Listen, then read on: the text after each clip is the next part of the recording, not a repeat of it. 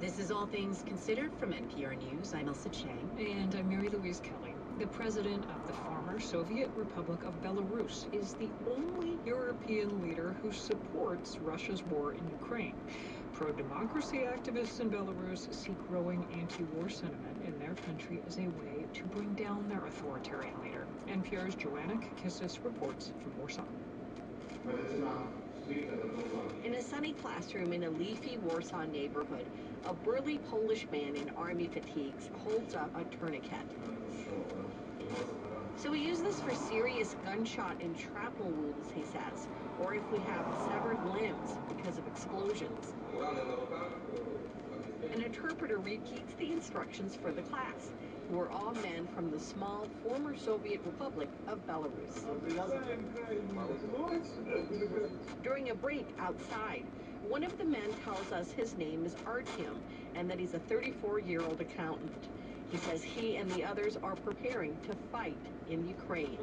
Why is that important to help the Ukrainians? Because if Ukrainians will lose the fight, we don't have any chance as a country. Artyom won't give his last name, and neither will any of the other recruits who are here to join the Kastas Kalinowski Battalion, an all-Belarusian volunteer brigade in Ukraine. They say they all fear their families could be targeted by the Kremlin, which they say controls Belarus. Pavel Kuchta is one of the brigade's leaders, and he says volunteers are clamoring to fight in Ukraine. He says he receives at least 100 applications a day. We had this motto, for our and your freedom, and we're totally in solidarity with Ukrainian people. It's freedom for you and us.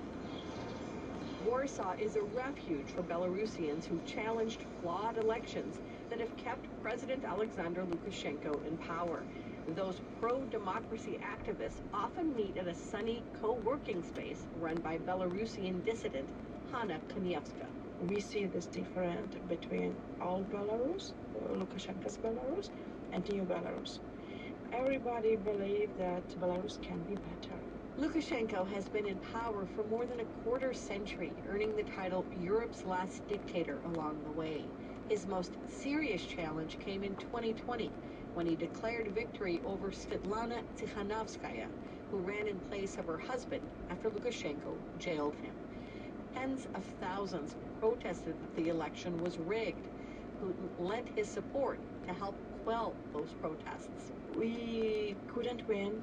We didn't have enough support, and Lukashenko had support of Putin. Kanievska and other activists say that's why Lukashenko allowed Putin to use Belarus as a staging ground to attack Ukraine. She says she meets displaced Ukrainians in Poland and tells them Belarus is not Lukashenko. That's also the message of a former Belarusian police officer, Alexander Azarov.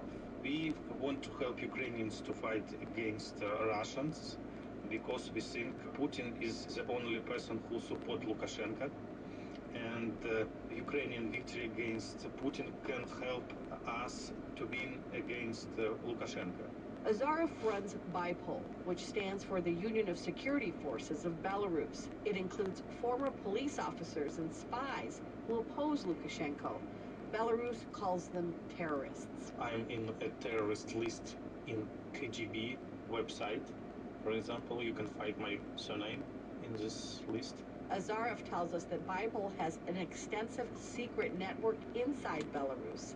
This network includes railway workers who help sabotage Russian efforts to transport equipment and troops through Belarus into Ukraine. And Russian troops can't move for 1 week. Azarov and Ukrainian officials claim this slowed down Russian forces and helped the Ukrainians defend their capital, Kyiv.